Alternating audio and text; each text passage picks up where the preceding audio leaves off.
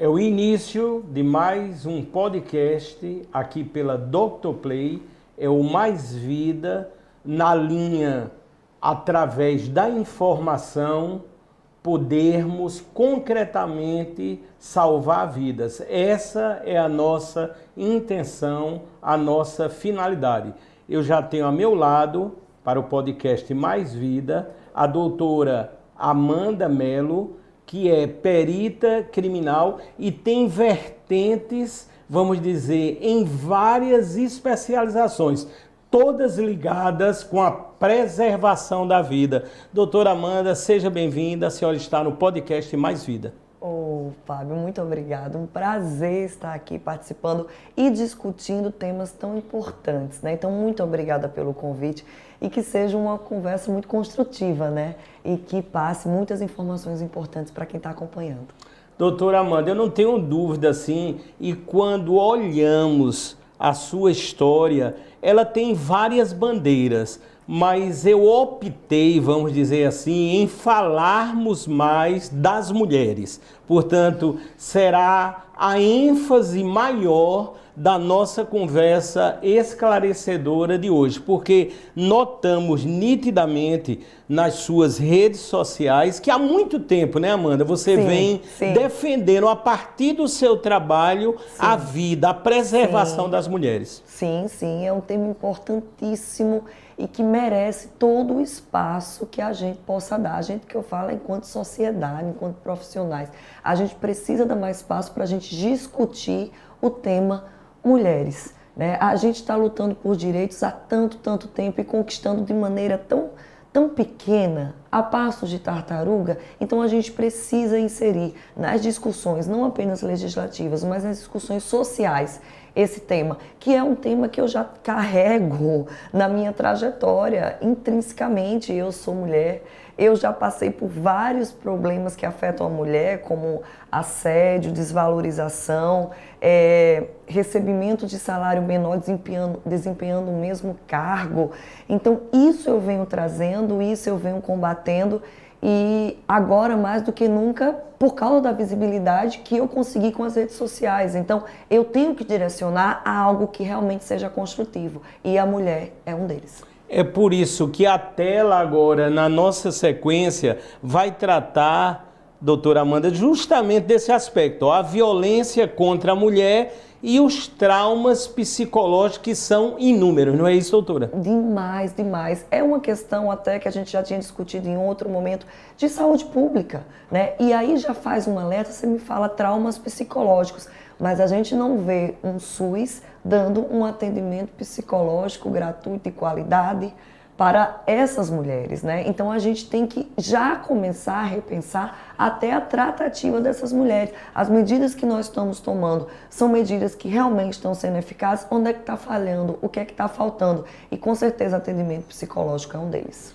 Sempre há uma curiosidade, me refiro agora no campo da senhora como perita criminal, das chamadas cenas do crime. Sim. E realmente a senhora já esteve em diversas ou centenas. Mais de 300. Mais de 300, doutora? Cenas de crime. Eu gosto de dizer muito sensacional, vou dizer sensacional pela experiência adquirida, claro, e pelos diversos crimes elucidados, não é isso, doutora? Sim. Quando eu falo assim do meu trabalho, eu falo assim, eu amo o que eu faço, eu amo ir numa cena de crime. As pessoas às vezes podem interpretar errado, mas veja, eu trabalho com a ciência.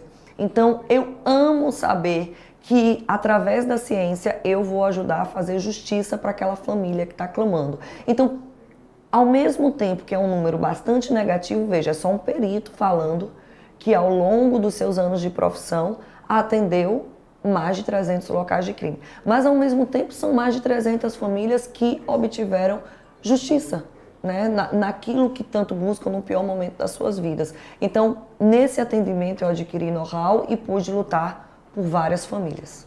Doutora Amanda, quando nós começamos a divulgar esse momento aqui no qual estamos ao vivo, agradecendo a todos, uma curiosidade imensa vai se dar no próximo assunto aqui em tela. Normalmente, quando se chega na famosa cena do crime, Certo. o que é que primeiro se observa? Aí diz aqui, o olhar pericial sobre o crime de feminicídio. O que é habitualmente que mais tem que se olhar? Ou são muitos fatores de uma vez só? E aí, Amanda? Vamos lá. Primeiro a gente tem que iniciar com uma abordagem que a gente chama uma abordagem genérica da cena de crime. É os procedimentos operais padrões. Eu estou diante de uma cena em que aconteceu uma morte violenta, eu tenho um procedimento operacional padrão que eu vou tomando. Primeiro, observar as disposições dos vestígios no ambiente, observar a disposição do cadáver no ambiente. Isso já traz muitas respostas para o perito. A forma como a cena está organizada ou desorganizada, a forma em que está o posicionamento do cadáver fala muito sobre o crime, inclusive se é um crime de ódio, se não é, isso diz muito. Quando a gente começa naquela cena a identificar que a gente está num possível contexto de um crime específico trazido no Código Penal, que é o crime de homicídio qualificado em feminicídio, a gente começa a tomar abordagens específicas. Então a gente sai do macro, que já foi cumprido, e entra no micro, que é observar se tem escritas, se tem desabafos daquela mulher. Veja, o contexto de se inserir uma mulher num crime de feminicídio é uma situação que traz um contexto doméstico, familiar. E o fato de gênero, o fato unicamente dela ser mulher. Muitas vezes a mulher desabafa em diários, desabafa em cartas. Então ali você já pode, através do encontro desse tipo de vestígio, direcionar para um provável crime de feminicídio os desabafos daquela mulher.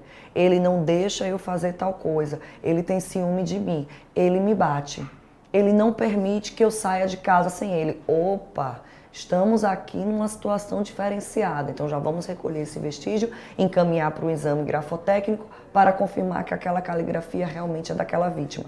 Fora isso, roupas rasgadas falam muito, né? Disposição da vítima, houve chance de defesa, geralmente a mulher num crime desse ela nem tem chance de defesa, então a gente começa com procedimentos operais padrões comuns a crimes com morte violenta e a gente vai afunilando do mesmo jeito, a gente identifica que aquela morte violenta pode ter decorrido de um suicídio, por exemplo, a gente vai afunilar e começar a observar critérios específicos para aquilo. A mesma coisa é no feminicídio. A gente parte do macro e vai para o micro.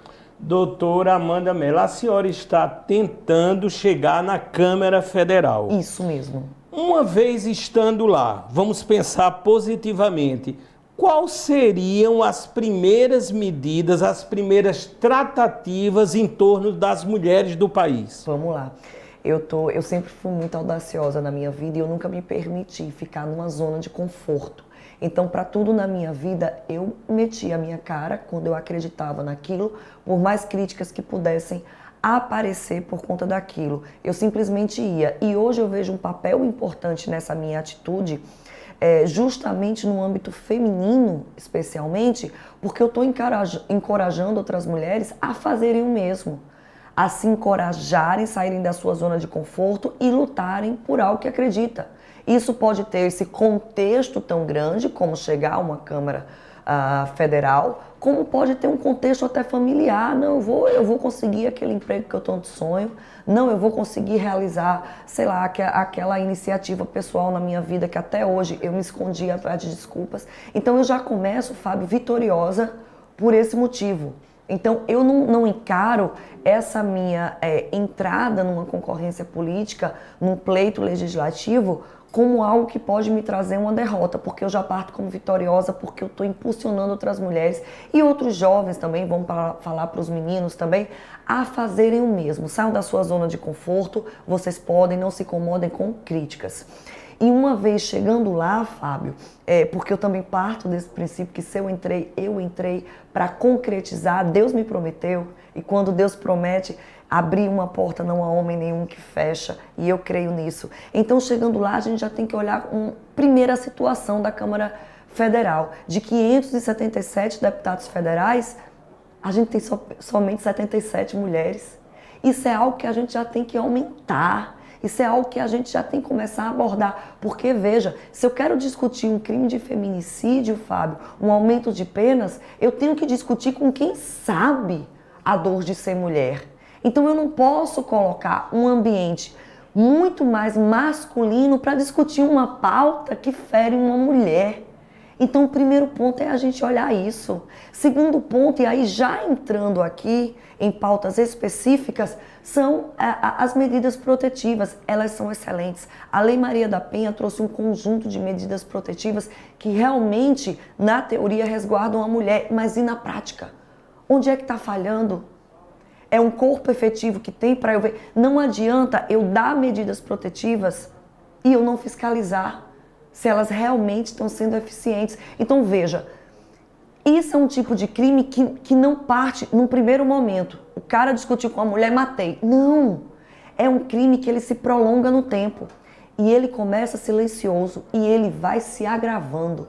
Quando ele vai se agravando, essa mulher já precisa de um atendimento psicológico, justamente para conseguir sair daquele seio de violência que inicialmente, geralmente não é física, mas é uma violência psicológica ou ela é uma violência patrimonial, quando o homem não permite que a mulher gaste seu próprio dinheiro. Então, aí essa mulher já tem que procurar um SUS e se fortalecer no atendimento psicológico, e o SUS não fornece isso. Aí, depois que ela procura uma delegacia, ele me bateu.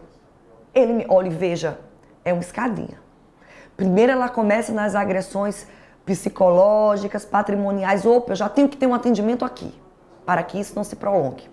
Aí depois vem uma agressão física, a escadinha. Essa mulher já tem que procurar um outro atendimento. E aí onde ela já pode fazer na delegacia. Na verdade, já com a violência psicológica, ela já pode fazer na delegacia. Porém, ela ainda não está se sentindo encorajada a isso. Quando bateu, quando passou para a violência física, o momento em que a mulher se encorajou, procurou uma delegacia. Ela recebe uma medida protetiva. A gente teve, de 2021 a 2022, 90% dos casos de atendimento de delegacia sendo dado o direito a uma medida protetiva. Mas aí a gente tem, só no ano de 2021, mais de 1.300 mulheres que foram assassinadas e enquadradas no crime de feminicídio. Onde é que essas medidas protetivas estão falhando? Então, o que adianta eu falar? Ele não pode se aproximar de você. Um juiz deu aqui essa ordem. Mas se eu não fiscalizo, se esse homem realmente não vai se aproximar. Eu falo, Fábio, eu já tive uma medida protetiva. E não era de homem. Eu tive uma medida protetiva contra uma mulher. Acredite. E a Lei Maria da Penha dá isso também. Veja, não é só homem contra mulher. Mulher contra mulher também. Tá? Eu já tive. Mas essa outra mulher ainda continuava me perturbando, invadindo o meu espaço físico, se aproximando além dos 500 metros que o juiz deu. Se ela quisesse atentar contra a minha vida, como estava no processo, provas de que ela prometia isso, ela poderia. E quem estava fiscalizando? Verdade. Então, eu preciso de fiscalização, eu preciso, talvez, de tornozeleiras eletrônicas. Dê uma medida protetiva, tornozeleira eletrônica no ponto. Aí, para eu ter uma tornozeleira eletrônica, eu preciso de um sistema de atendimento policial, de monitoramento efetivo. Eu tenho pessoas para fazer isso? Eu tenho tecnologia para fazer isso? Então veja o que é que está adiantando. Eu tenho um conjunto lindo de medidas protetivas, se elas não estão sendo eficientes. E mais de 1.300 mulheres só no ano passado sendo assassinadas no contexto de feminicídio. Então é isso que eu quero discutir na Câmara Federal, é isso que eu quero mudar na Câmara Federal. E é por isso que eu entro já de primeira numa concorrência legislativa para o cargo de deputada federal. Porque isso aqui, Fábio, eu não poderia discutir em âmbito municipal nem em âmbito estadual. Isso é pauta federal. Por isso que eu estou nessa, de cara, como deputada federal. Porque isso aqui é uma das bandeiras que eu carrego e que eu quero combater. E estando lá, aí sim, efetivamente, eu posso fazer minha parte. Doutora Amanda Mello, o próximo tema agora está dentro de todo esse contexto e eu tenho praticamente certeza o que eu vou dizer agora. O combate à violência doméstica.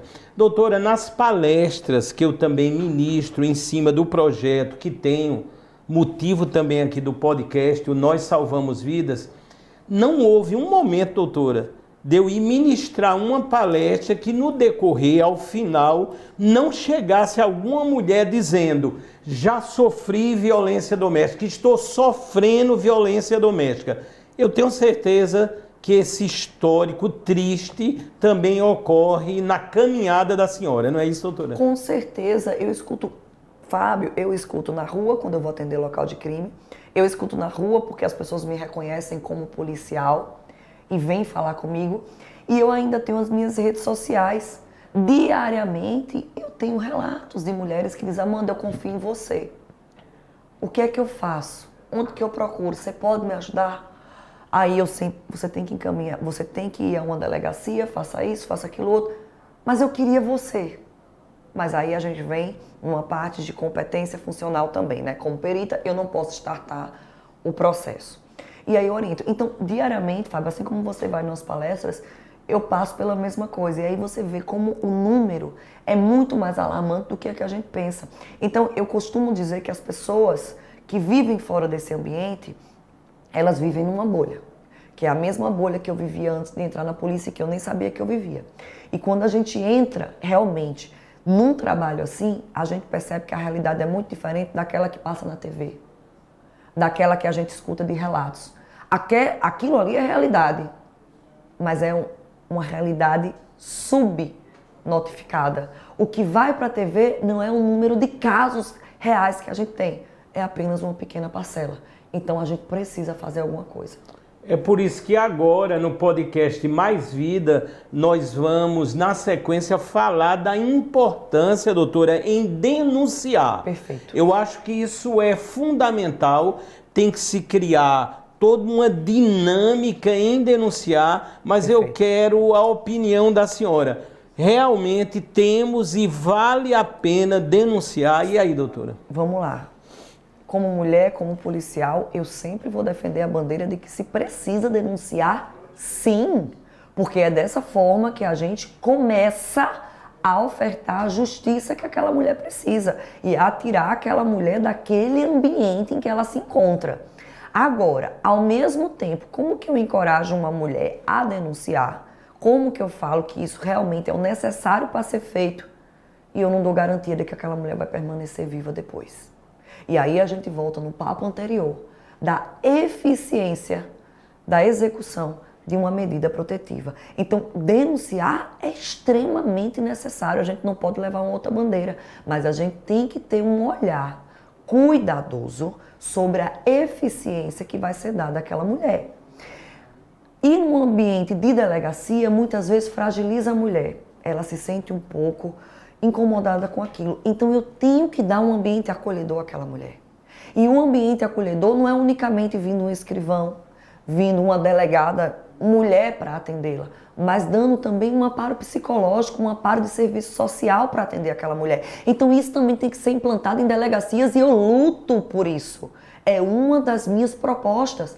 A gente ter atendimento psicológico, atendimento de serviço social dentro das delegacias especializadas da mulher para atender. E depois a gente pode ampliar isso aí para outras delegacias especializadas. E veja, muitas pessoas me questionam, dizem: Amanda, eu procurei uma delegacia da mulher, mas eu fui atendida por um homem. Então isso me incomodou um pouco. É algo para a gente pensar. Mas ao mesmo tempo eu enxergo, é necessário a gente ter homens em delegacia de mulher? Sim. Entenda por quê. Porque não apenas mulheres vão ser ouvidas ali. Homens também são ouvidos ali.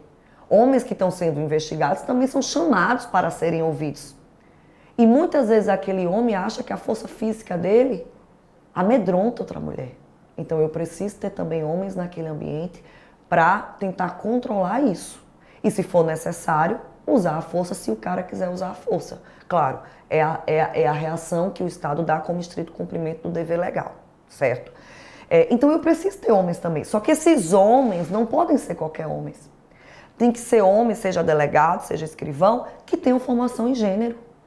Que sejam capacitados para atender situações assim. Que tenham um olhar delicado para essa situação. Então veja, eu clamo por atendimento psicológico nessas delegacias, atendimento de serviço social nessas delegacias, atendimento humanizado a partir de uma capacitação em gênero de homens e de mulheres. Então eu preciso criar um ambiente favorável para que essa mulher se encoraje a denunciar. Senão, Fábio, ela não vai sentir nunca esse encorajamento. Isso a gente precisa mudar. Doutora Amanda Mello, quando do lançamento dos meus aplicativos, isso foi antes da pandemia, eu estive por 6 vezes em Brasília, mais precisamente no Ministério da Mulher, da Família e dos Direitos Humanos. E lá eu comecei a acompanhar denúncias que partiam dos aplicativos e a demanda, ou seja, como eles trabalhavam com essa denúncia. Eu notei que a ação lá é bem rápida, ou seja, eles têm toda uma fundamentação. Aí eu vim para outra ponta, estou me referindo ao Estado. Estive numa delegacia da mulher em Campina Grande a partir de uma denúncia que já tinha sido enviada por Brasília, através do 180. E eu notei que há uma latência muito grande na execução, no trabalho daquela denúncia. Como mudar isso? Teríamos que unificar, teríamos que pedir também a que as empresas privadas participem dessa história. O que podemos fazer? Sim, você já deu as respostas brilhantemente. A gente tem que somar forças. Quanto mais forças a gente somar para essa causa, a gente vai conseguir ter um resultado como a gente pretende ter. Aí eu sei que tem o botão de SOS no telefone que isso é dado, mas a gente também tem que perceber que às vezes a mulher não está com aquele celular porque o companheiro tomou aquele celular. Então a gente também precisa pensar em alternativas que possa, né? Eu já vi movimentos também que dizia, escreva, bote um lençol vermelho na sua varanda. Então a gente tem que, na pandemia, né, verdade, teve umas ações assim, sinalize na sua varanda se você está num ambiente de violência. Então a gente precisa pensar e discutir. E discutir isso de uma forma multidisciplinar, Fábio. Não é botar unicamente polícia para discutir, não é botar unicamente deputado para discutir. Mas a gente discutir de forma multidisciplinar, ouvindo vários setores e de que forma eles podem contribuir. Eu não vou saber de tudo, você não vai saber de tudo. Mas a partir do momento que a gente cria um time de vários setores, cabeças vão pensando e a gente vai achando soluções. Então a gente precisa discutir de forma multidisciplinar para então poder somar forças e conseguir combater isso.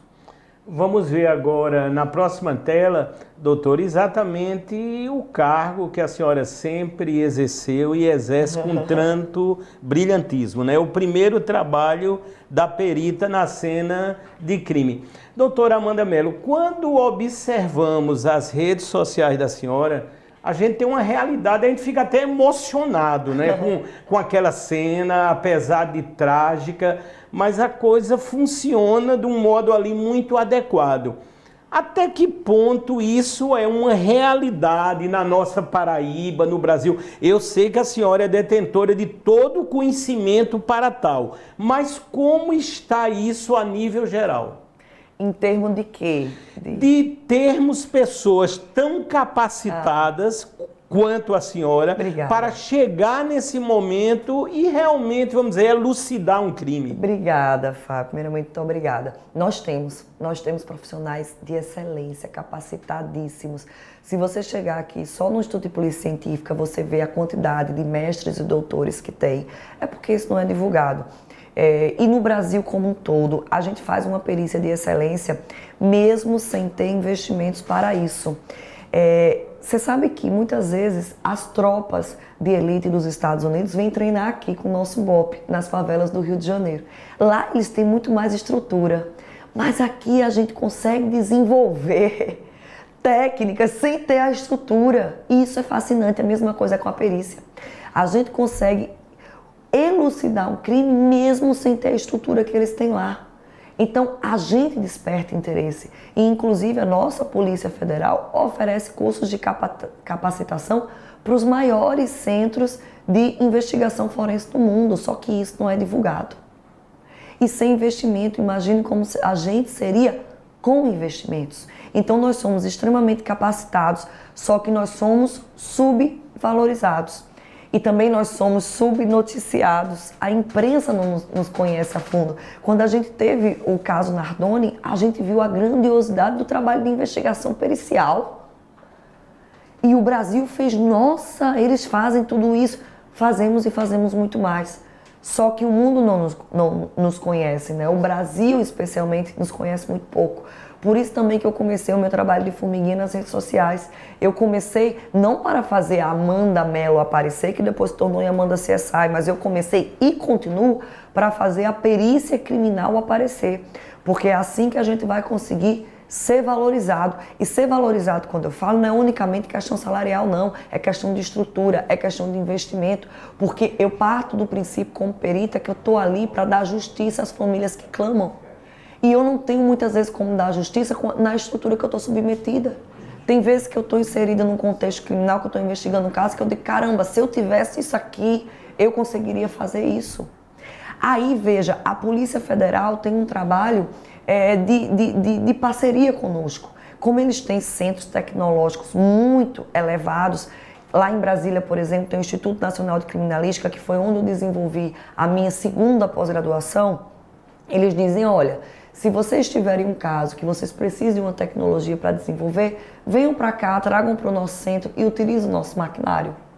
Só que para fazer isso, eu preciso que o governo aqui pelo menos me dê uma passagem, me dê uma hospedagem para ir. Isso não acontece. Isso não acontece. Então é muito complicado. Eu fui fazer a minha pós-graduação, eu fui selecionada nessa pós-graduação que eu fui, no centro mais avançado de perícia criminal, não só do Brasil, mas um dos mundos, que é o Instituto Nacional de Criminalística, que fica em Brasília, um órgão da Polícia Federal. Está dentro do Ministério da Justiça. Quando eu fui para lá, eu pedi para que me ajudasse aqui, o Estado me ajudasse. A única coisa que o Estado me ajudou foi me dando dispensa dos plantões. No dia que eu tivesse que ir para lá, eu ia durante 15 dias, mês sim, mês não. Durante um ano foi assim, e durante um ano eu tive aulas online. Eles disseram assim, não, você pode ir. E a gente lhe dispensa dos plantões aqui no período que você estiver lá, ou assistindo as aulas ou aqui. Aí você diz, pelo menos você foi dispensado dos plantões. Opa! Quantos plantões a Amanda daria em 15 dias? 4 plantões? Então ela vai ter que dar nos outros 15 dias restantes do mês. A única diferença que tinha era, eu não tenho que ir atrás de trocar meus plantões. O Estado vai providenciar isso para mim. E ponto. Então isso é você incentivar um profissional? Isso não é incentivo. Aí eu, para construir um know-how para o nosso instituto, voltava e ia extremamente cansada, porque eu estava dando 10 plantões aqui em 15 dias. Então isso não existe. Então a gente precisa de valorização, porque a gente tem profissionais bons para isso aqui. Muito bons, mas eles não são valorizados, Fábio. Doutora Amanda Mello, esses números da violência, e também vamos tocar no assunto das armas. Certo. Primeiro, saber se a senhora é a favor, lógico, do uso legal dentro de toda a condição que se deva ter, e se os números da violência, porque o que se comenta é que a população agora brasileira um pouco mais armada, vamos pensar legalmente, certo, que a violência, o número de homicídios tem caído. Como é que a senhora tem visto esta situação? Não. Eu não tenho como falar que o número cai a partir do momento que mais pessoas estão usando arma de fogo. Então, o que a população brasileira tem que entender é que, primeiro, muitos dos nossos números não são números reais. Eu não estou fazendo crítica a governo nenhum aqui. Eu estou falando como policial e como estudiosa desses números. Cada estado brasileiro tem um critério próprio para medir números relacionados a crimes intencionais, letais, violentos. É o que a gente chama de CVLI. Se eu não tenho um padrão único para medir esses dados no Brasil, eu não posso dizer que os números são confiáveis. Por exemplo, Rio de Janeiro. Rio de Janeiro não computa em CVLI as mortes decorrentes de confronto policial. E o Rio de Janeiro é um dos estados que mais tem mortes decorrentes desse tipo de evento. Mas eles não computam como CVLI. Então ele já faz assim uma baixa no número de crimes violentos letais. Já faz uma baixa. Aí você diz, nossa, mas o Rio de Janeiro nem está tão violento. Mas na verdade são números que estão sendo subnotificados. Aí a Paraíba já computa esse número. Então não é justo, não é correto a gente ter uma unificação da leitura desses dados, primeiro ponto. Então, a população, quando vê um número, muitas vezes ela não sabe disso. E, repito, isso não tem a ver com o governo federal nenhum, isso são critérios que são tomados de acordo com os estados. E a gente precisa unificar esse número e eu vou lutar para isso também. porque a gente precisa estar diante de um número realmente real, verdadeiro.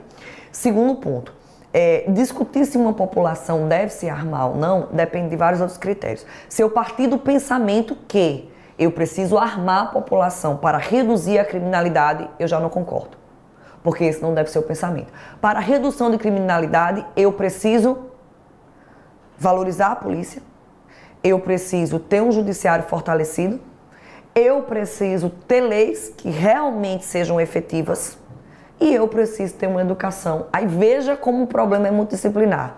E eu preciso de uma educação eficiente para fazer com que aquele menino não entre na criminalidade, não veja como uma opção de vida. Então, armar a população não é a resposta para reduzir a criminalidade.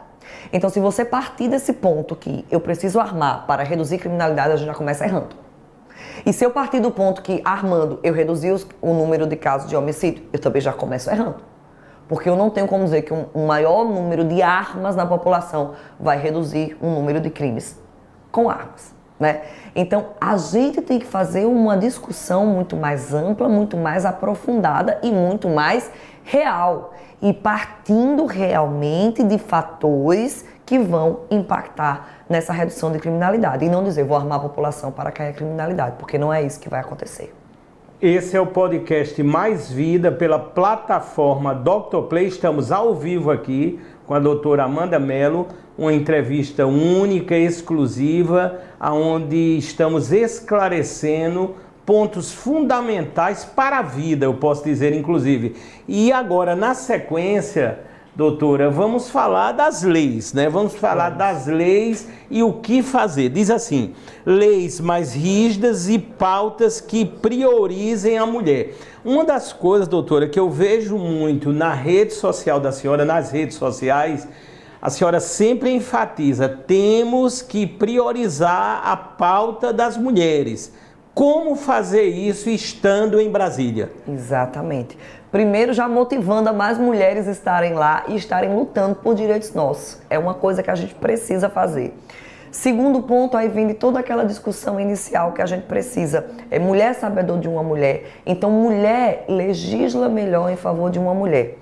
A gente tem 577 deputados federais, 513 deputados federais e apenas 77 são mulheres. Então, a gente já começa errando. A gente realmente tá vendo um aumento de leis que valorizam a mulher. A gente tem a Lei Joana Maranhão, por exemplo. Então, a gente teve o crime de feminicídio sendo enquadrado como uma qualificadora do crime de homicídio, isso é maravilhoso. A gente teve, há 16 anos, a Lei Maria da Penha, que trouxe também um processo penal muito mais rígido. Então, a gente está avançando. O nosso grande problema é estagnar, de repente, isso a gente não pode fazer, e efetivar todas essas leis. Se eu estou colocando o feminicídio como uma qualificadora do crime de homicídio, eu vou aumentar a pena, está enquadrado como crime hediondo, perfeito.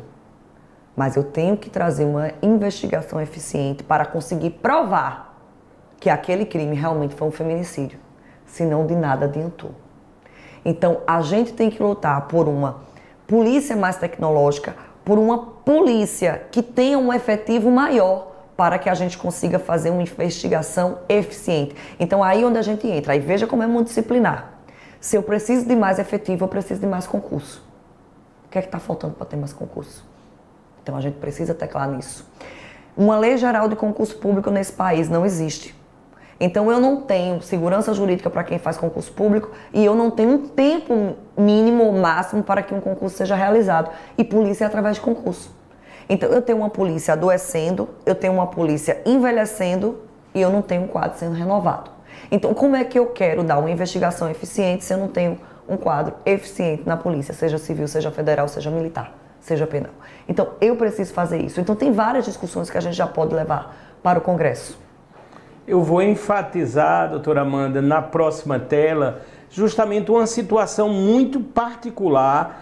Creio que eu vou falar pela primeira vez isso em toda a história. Quando eu estive no Ministério, mais precisamente com a ministra Damares, certo, foi no início do governo atual.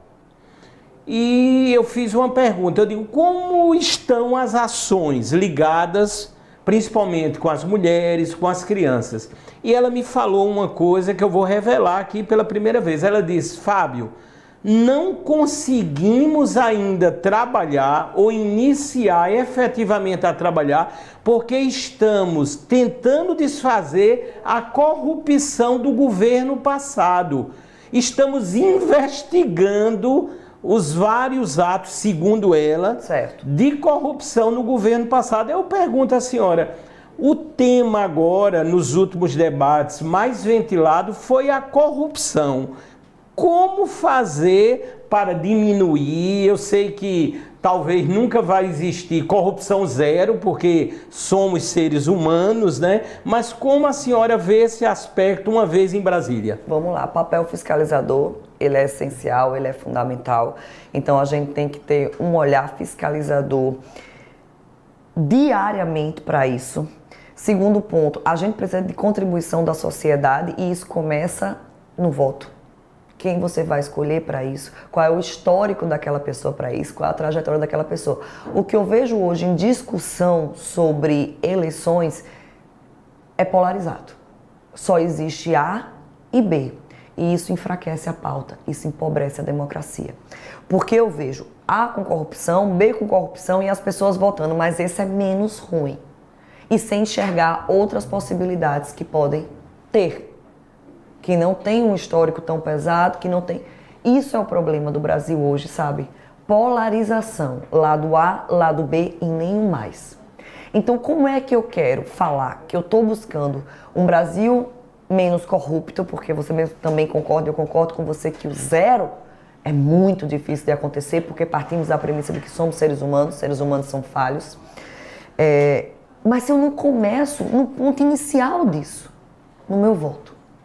Então, a gente tem que começar pelo voto e depois a gente tem que ter um papel constante de fiscalização. Quais são os instrumentos que eu tenho para isso, de que forma eu posso fazer isso? A população tem que enxergar com muito mais cuidado o nosso portal da transparência. Tem que passar a olhar isso como forma rotineira. Então, fiscalização, fiscalização, fiscalização. E punição devida. Eu não tenho como fazer investigação de crimes, por exemplo, de colarinho branco, numa seara estadual, porque a gente não federaliza isso, torna isso federal. Então tem muitas discussões que a gente pode levar para o Congresso e efetivar realmente. É por isso que nesse tópico agora, o final, nós estamos no podcast Mais Vida aqui pela Dr. Play, ela diz assim, doutora, a política do futuro e as mulheres no poder. A gente tem escutado muito o seguinte, eu vou dizer uma frase aqui, vou tentar, viu, doutora, rimar. Diz assim, se você quiser ter saúde realmente mental, não se deve assistir o horário político eleitoral. E aí, doutora, como mudar essa política? Como pensarmos na política do futuro com a senhora lá em Brasília, se Deus quiser? E aí? Pelo contrário, Fábio, é aí que devemos olhar mesmo, porque eu acho que é muito mais grave para a nossa saúde mental se a gente não se insere mesmo no contexto político do país. Então tem que assistir mesmo e tem que fazer isso para ter uma consciência na hora da urna. Eu acho assim que as pessoas no Brasil, elas estão tendo uma interpretação muito equivocada do processo político. Eu escuto muito das pessoas que dizem assim, nossa, mas a política, inclusive eu ouvi isso de um juiz federal, que eu admiro muito a postura. Ele disse assim, a política é um campo de batalha que só faz perdedores. E eu refleti muito sobre isso. E cheguei à conclusão que ele está errado. Porque você lutar pelo que acredita, quando você realmente entra naquilo para lutar por algo que você acredita, não é perder. Isso já é ser vitorioso. Por isso que eu disse no início da nossa conversa, eu já saio vitoriosa a partir do momento que eu estou lutando pelo que eu acredito e que eu estou motivando outras mulheres, outros homens, jovens a fazerem o mesmo, a saírem da sua zona de conforto e lutarem pelo que acreditam. A política do futuro e do presente é a política miscigenada. É a política que não tem só a classe A, que não tem só a classe B, que não tem só brancos, que não tem só negros, que não tem só homens, que não tem só mulheres. É a política que tem toda uma sociedade sendo representada por vários perfis. Então tem mulheres, tem negros, tem homens, tem indígenas, tem deficientes e todos os mais. Então, eu preciso assistir sim horário eleitoral, isso não vai fazer mal para a minha saúde mental. O mal vai fazer se você não assistir, se você não se inserir nesse contexto. Se eu quero mudança para esse Brasil, eu tenho que me inserir num contexto de lutar por essa mudança. E analisando as propostas, olhando cada candidato, é uma forma de fazer isso. Então, por favor, não partam do princípio que a política é podre, que a política não presta, que quem entra se corrompe. Eu sou evangélica, eu parto do preceito bíblico, que somos nós que temos que mudar o ambiente em que estamos inseridos e não o ambiente que tem que nos modificar. Então, que bom que novas pessoas estão querendo entrar para a política. São pessoas que vêm com pensamentos frescos, são pessoas que estão dispostas a fazer a transformação do ambiente. E eu venho com essa garra. Então, eu não luto por uma política só do futuro, não, Fábio. Eu luto por uma política do presente, com mais mulheres, com mais negros, com mais indígenas, com mais deficientes. A gente precisa disso para realmente trazer renovação. Por isso, doutora Amanda Mello, eu tenho certeza absoluta, teremos uma grande Amém. Representante no Congresso Federal, se Deus quiser. Doutora, nós estamos encerrando esse podcast Mais Vida, agradecendo em nome de todos que fazem aqui a Dr. Play e as palavras finais da senhora. Nos encontraremos em Brasília, se Deus quiser, não é, doutora? Se Deus quiser, nos encontraremos em Brasília. Eu estou lutando para isso, mas eu preciso que vocês lutem comigo. A batalha é difícil, mas ela não é impossível. Davi venceu Golias, eu estou contra gigantes, mas eu tenho um Deus que tudo pode e que prometeu e que é fiel para cumprir suas promessas. Porta que ele abre, homem nenhum fecha. Então eu estou aqui com a minha garra, com a minha coragem e com a minha disposição para fazer diferente. Eu luto pelas mulheres, eu luto pela ciência e tecnologia, eu luto pela educação, eu luto pelas polícias. E eu luto por isso, não agora, porque eu estou nesse contexto novo, mas eu luto por isso porque eles são inerentes à minha trajetória. Se você quer ouvir mais sobre a minha trajetória, dá uma olhada nas minhas redes sociais. Meu Instagram é amanda.csi. Meu YouTube é Amanda CSI. Vai ser um prazer ter você lá me ajudando a construir esse novo Brasil.